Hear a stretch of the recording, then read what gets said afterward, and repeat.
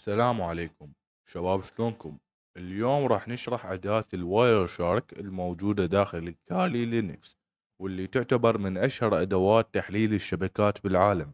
إذا كنت مهتم بالأمن السيبراني أو بالشبكات فغالبا سمعت باسم واير شارك أكثر من مرة، لأن الأداة تستخدم من قبل مهندسي الشبكات وخبراء الأمن السيبراني وحتى المحققين الجنائيين الرقميين.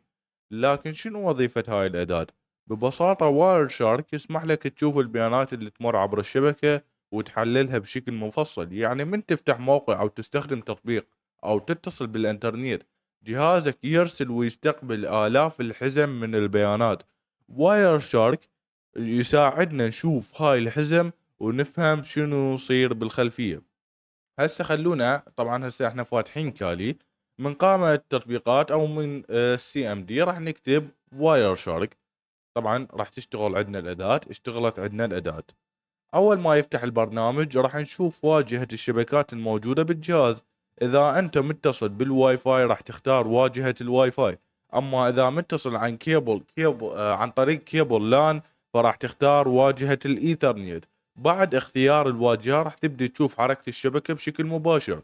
مثل ما تلاحظون امامكم، البرنامج يعرض عدد كبير من الحزم، كل سطر يمثل حزمة بيانات مفصلة.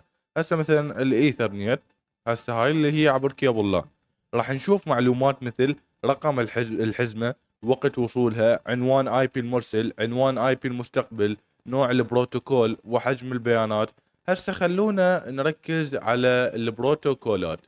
البروتوكولات هي اللغة اللي تتفاهم بها الأجهزة داخل الشبكة، ومن أشهر البروتوكولات اللي راح نشوفها دي ان سي، تي سي بي، يو دي بي، اتش تي تي بي اس، و اتش تي تي بي.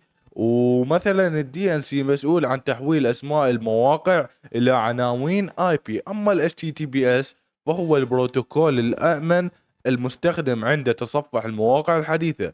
واحدة من اقوى مميزات الواير شارك هي الفلاتر تسمح لك تعرض نوع معين من البيانات بدل ما تشوف كل شيء. مثلا هسه انا هاي الواير شارك، مثلا ما اريد انا كل البيانات، اريد فد بروتوكول معين، نكتب تي سي بي، نختار باعوا البروتوكولات بتاعت مثل هذا التي سي بي.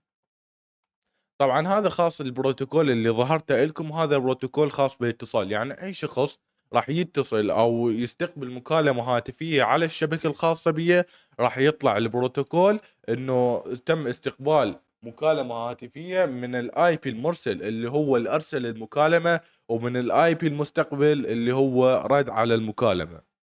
على سبيل المثال اذا تريد تشوف فقط حركة الدي ان سي تقدر تشوف فلتر الدي ان سي. مثلا هسه هذا نحذف هاي، نقدر نشوف فقط دي ان سي، نكتب دي ان سي، دي ان سي.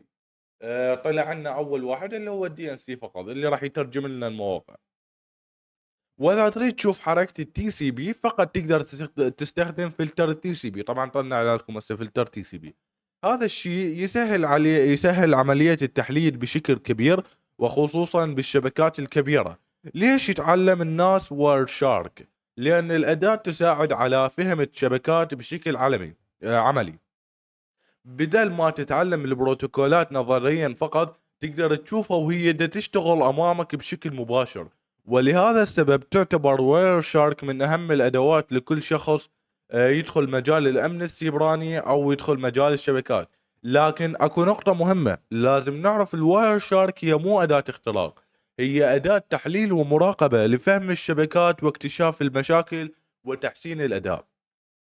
ويجب استخدامها على الشبكات والأجهزة المسموح لك بتحليلها. يعني مو تروح تستخدمها على شبكة الجيران وانت ما عندك اي اذن انه تتحلل الشبكة او تكتشف شنو بداخلها. وصلنا لنهاية الفيديو. اليوم تعرفنا على اداة واير شارك داخل كالي لينكس، وتعرفنا على الحزم والبروتوكولات واهمية الشبكات. اذا عجبكم الفيديو لا تنسون الاشتراك بالقناة، واكتبوا بالتعليقات شنو الاداة اللي تحبون اشرحها لكم بالفيديو الجاي.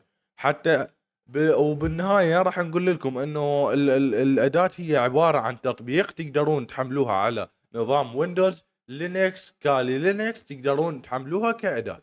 وهذه هي نهاية الفيديو. شكرا على مشاهدتكم للفيديو.